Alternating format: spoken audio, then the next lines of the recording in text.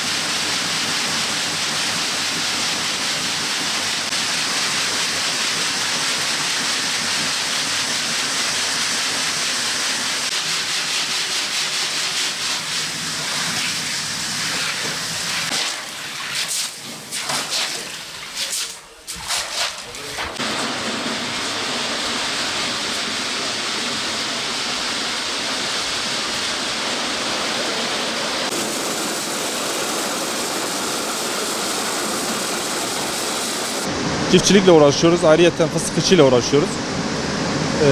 Tarım işi bitti. Şu an fıstık hasadına başlamışız. Ekim-Kasım aylarında başlıyor fıstıklar hasadı. Önceden badem hasadı başlıyor. Bir hafta 10 gün. Ondan sonra badem hasadı bittikten sonra fıstıklara başlıyoruz. Ekim'in 15'i 20'si bazen de hani 25'ine göre değişiyor. Bu sene umduğumuz gibi fıstıklar olmadı. Hani döllenme açısından, don açısından. Geçen seneye göre hani %40-45 diyebilirim rekolte düşüşü var bizde. Ben bir makine sahibiyim. Bu köyde, çevre illerde bana fıstık getiriyorlar. Burada harmanlıyoruz. Dolu ve boş olanları ayırtma makinesidir, temizleme makinesidir. Fiyat konusunda da hani şikayetimiz var. Geçen seneye göre rekolte zaten düşük. Fiyatlar da hani bayağı düşüş altında. Şu an makine fiyatını 3,5 lira. Geçen seneye göre 500 kuruş üstüne attım. Geçen sene 3,5 lira yapıyordum. Bu sene 4 lira yükselttim. Elektrik zamlarından dolayı. Hani zamlar yılda 3-4 sefer zam yediği için mecburiyetten 500 kuruş üstüne attım. Öyle yani işte abi. Elektrik zamı mesela ayda 3-4 sefer zam yemiş. Biz sadece yıldan yıla 500 kuruş üstüne attık abi. Yani talebimiz şu şekilde yani yıldan yani bayağı zam alıyor elektrik. Hani biz de artık müşteri karşısında olsun, hani çevre köyler olsun, hani biz de ne yapacağımızı bilmiyoruz. Hani fiyat konusunda onlar bayağı şikayetçi. Çiftçilikle uğraşıyoruz. Fıstık ekmişiz. İşte bu 9. yıldır. İlk verimi alıyoruz. İnşallah hayırlısıyla güzel bir verim alırız. Ama devletimizde de daha çok çiftçilere destek verilmesini, daha çok toprağın elverişli olmasını istiyoruz. Burada fıstıklar kabukları da ayıracak. Yani içi boş olana, içi dolu olana hepsini ayıracaklar. Başka bir şey yok.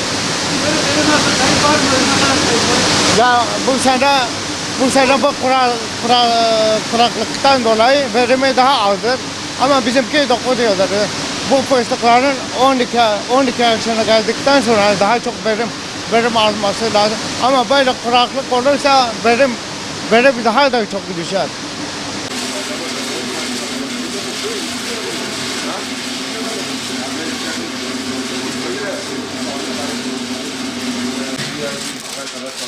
Geçen sene 4'te 2 lira, bir sene 4 lira.